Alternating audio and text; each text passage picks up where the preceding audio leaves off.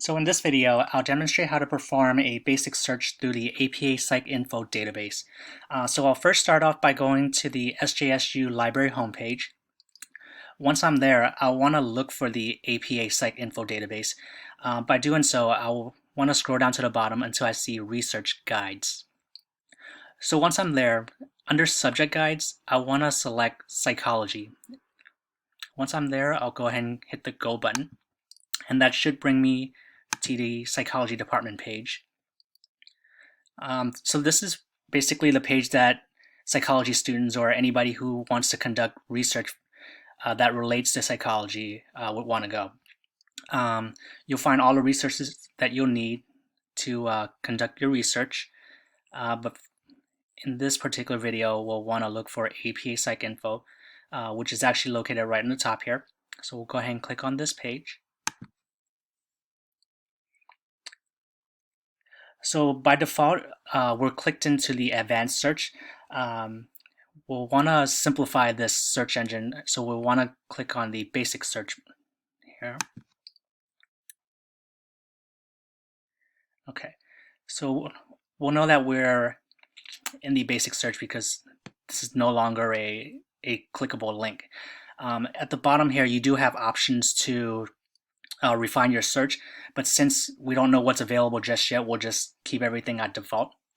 On this basic search, you also have the option to select multiple databases, but we'll go ahead and just leave it as the APA PsychINFO database, just to simplify things. So with my particular psychology topic, I want to select, or I want to find out why people are afraid of public speaking. So I'll go ahead and enter that into the field.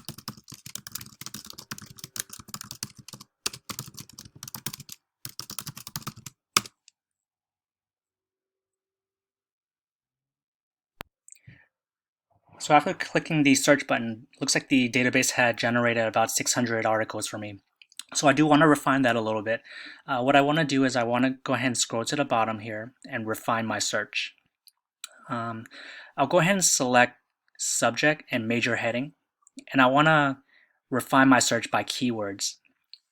So the great thing about these keywords is that it'll actually give you suggestions of different keywords that you have not included into your search, so you can actually use those as ways to kind of retrieve articles that relate to what you're looking for.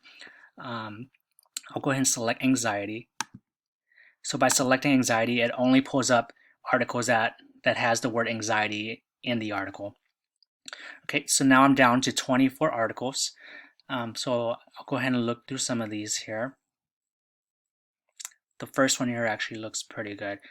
This one actually includes both an HTML and a PDF full text. I'll go ahead and click on this just to see what it looks like.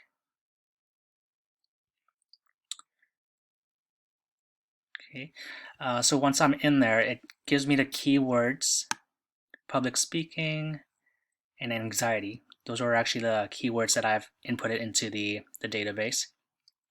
It also provides an abstract along with the document type and the full article that I'm looking for. So if I do want to save this and use it for later, I have the option to email it, print it, or even to save it in my Google Drive.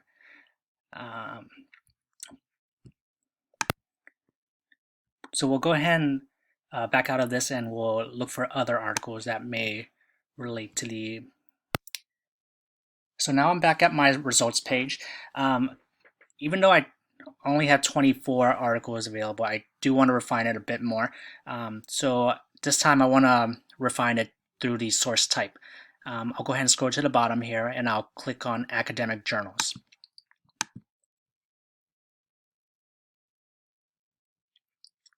Okay, so now I'm down to 13 articles.